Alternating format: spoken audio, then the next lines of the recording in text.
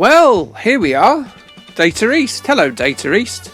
Data from the East that's been processed and then delivered to us as fresh as an old kebab.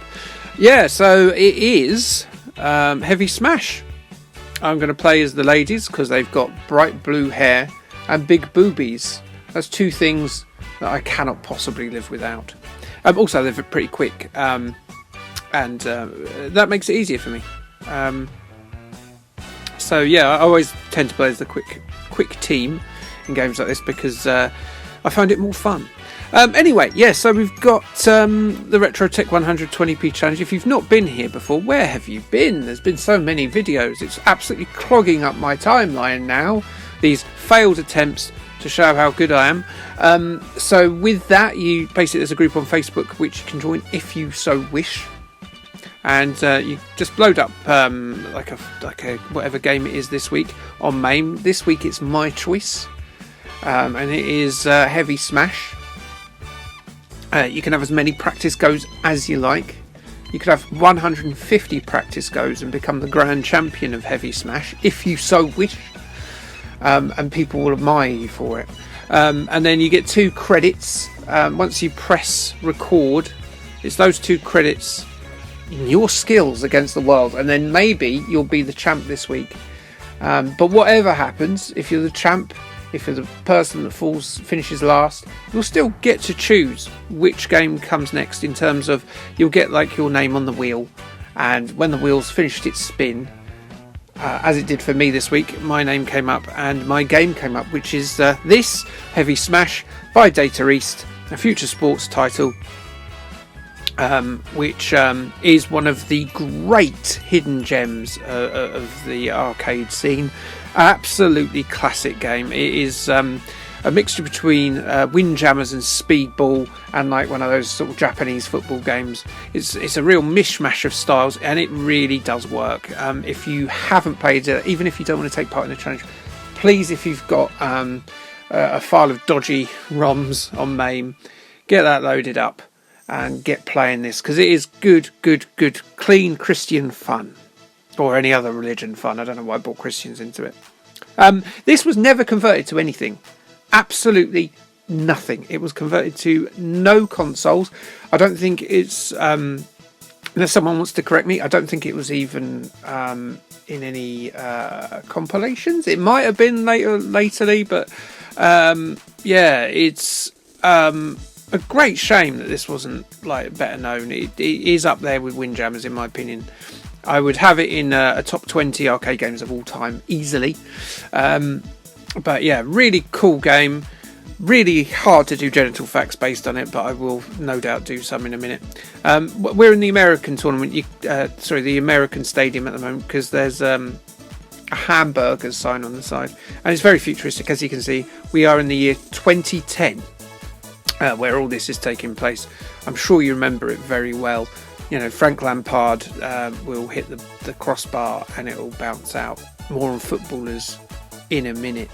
But yeah, real great shame that this isn't better known, this game. I mean, what a perfect game for like a later day Super Nintendo or Mega Drive title, or even like an early Saturn and PlayStation 1 game. I mean, why wasn't this converted?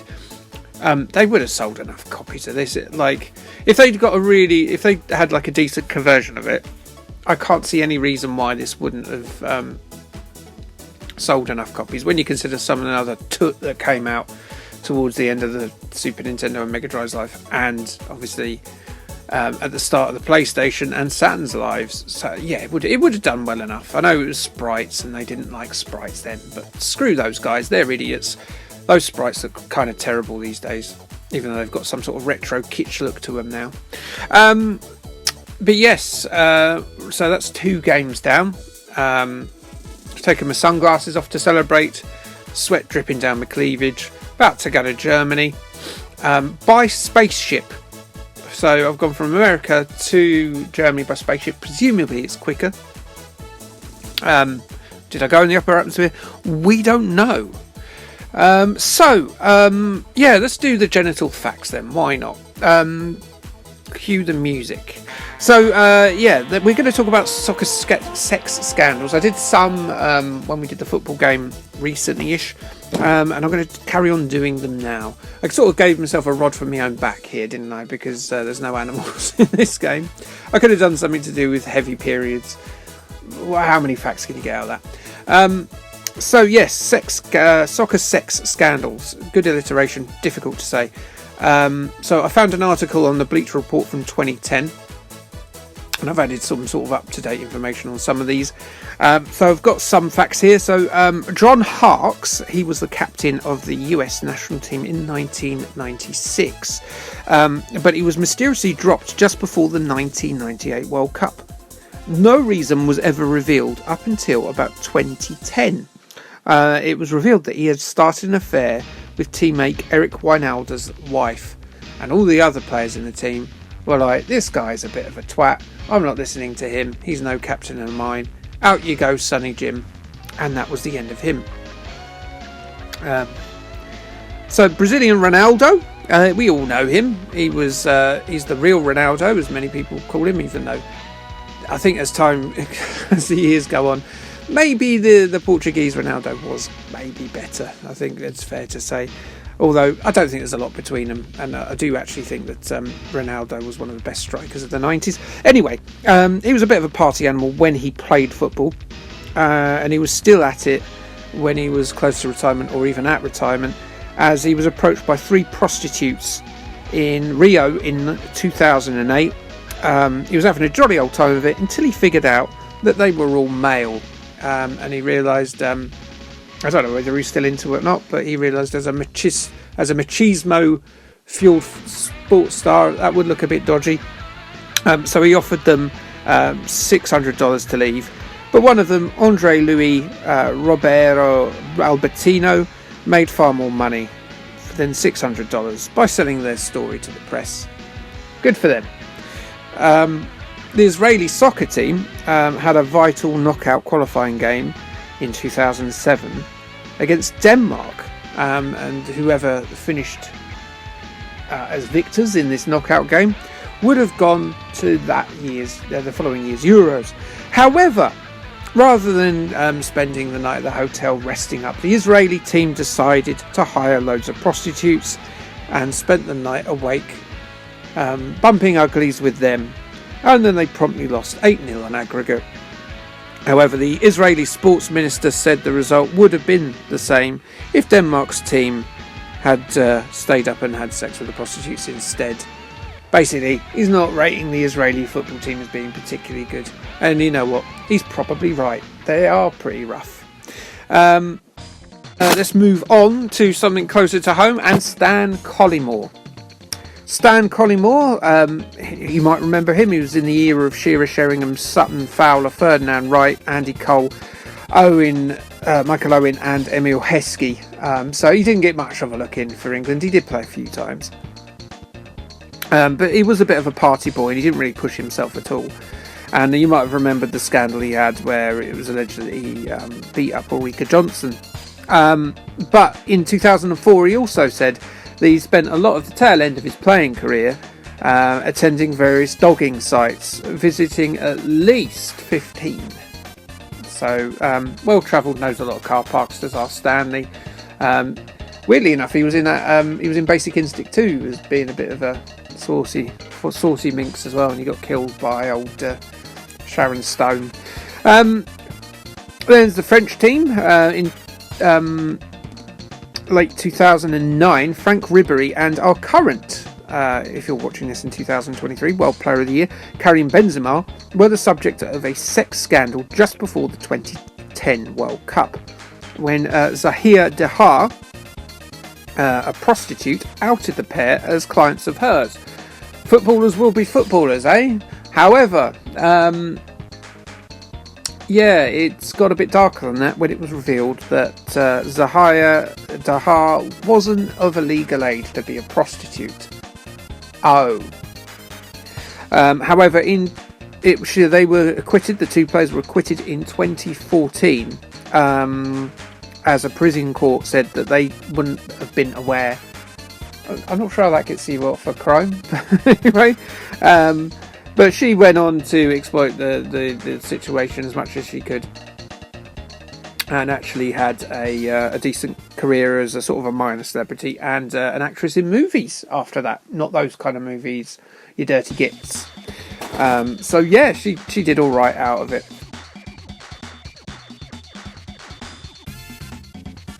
John Terry, yes, of course, John Terry. You might remember this one. He obviously had sex with Wayne Bridge's girlfriend at the time. Worked out all right for Wayne Bridge because that sort of the lady he's with now. Ooh, is it Charlie? I can't remember her name. The one from the Saturdays. Yeah, he traded up. Yeah, so it worked out all right for him. Anyway, yeah, so he, John Terry not only had an affair with her, but he also had an affair with a underwear model called Vanessa Parancel, I think her name is. But with Bridges' missus, he got her up the duff, didn't he?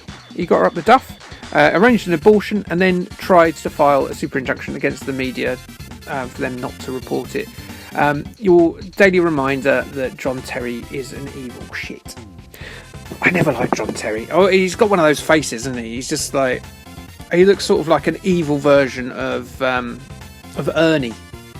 Is it Ernie? Is it Bert?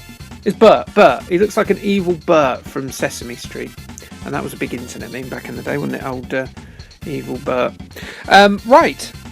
So who else? But mind you, his partner at the back for England, Rio Ferdinand. Yeah, let's talk about him to close this out. He was quite famous for obviously being a really good footballer, but also his wife died, Rebecca. She died after a short battle with breast cancer in 2015.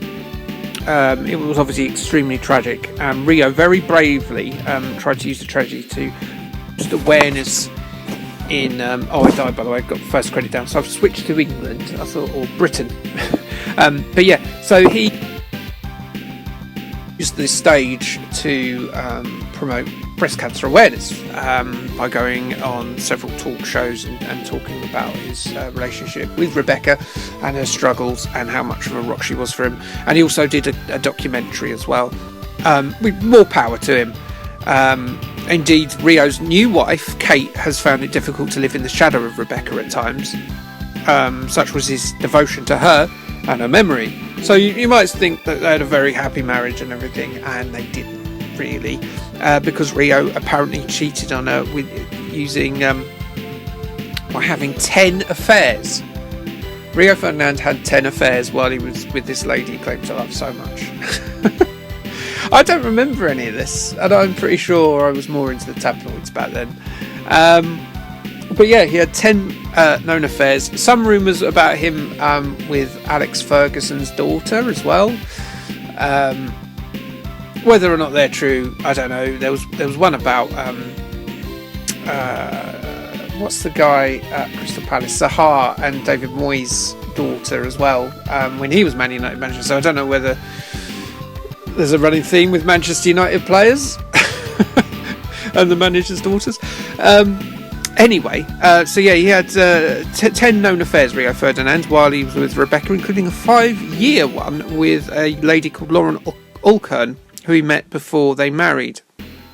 Also, apparently, he had an affair. He had an altercation with an Israeli model in 20. What year was it? No, he had basically a little relationship with an Israeli model 2 weeks before his wedding, while his wife was pregnant. So when you see Rio Ferdinand being all heroic about how his wife suffered, and his wife did suffer, and God bless her, just remember the guy was a bit of a dick.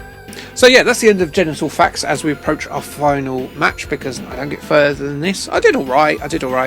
There are techniques to this where you can play like I'm doing here, and I failed to do. Use that a lot is my tip. if you can time it right, you should be able to score a lot of the time. The game does get very difficult at this point, compared to how it is at the beginning.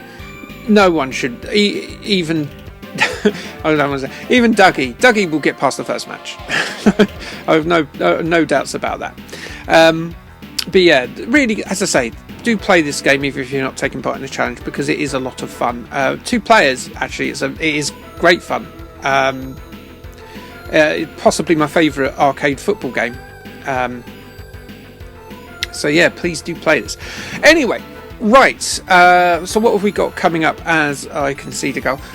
So this week I've got what's bound to be my most viewed video of all time. It is a double bill of DS games. One is Alan Carr's Stop Smoking, and the other one is Russell Grant's Astrology. Yeah, that's a pair, isn't it? I'm sure everyone will be watching that. The week after, I've got Pirates of Dark Water on the Super Nintendo and the Mega Drive. And at the moment, I'm doing a bit of playing through and pre-editing of a video about the Archers. I'm not looking forward to a bumper month in April. I think it's fair to say. The Archers, the computer game, which is actually really good. But we'll get to that in about 3 weeks. But yeah. So please do join in the Retro Tech 20p challenge. I think there's going to be some good games on this. I can see people getting quite far. There's going to be some quite long videos, as opposed to last week, which was pretty short, on Gunbird. I think some people will do pretty well at this. I can see Anthony doing very well. Mark, obviously, keeping up his end. I think this might be one that Sean might like. We shall see. Let's see if Sean Reynolds likes this one. Hopefully he does. But yeah, please have a look at some of the other videos. Join in the challenge yourself. Definitely play Heavy Smash. And never think that Rio Ferdinand was a decent person again. And definitely not John Terry. You know, for as good as those players were, what bastards. What swines. Anyway, like, subscribe, and K, thanks, bye.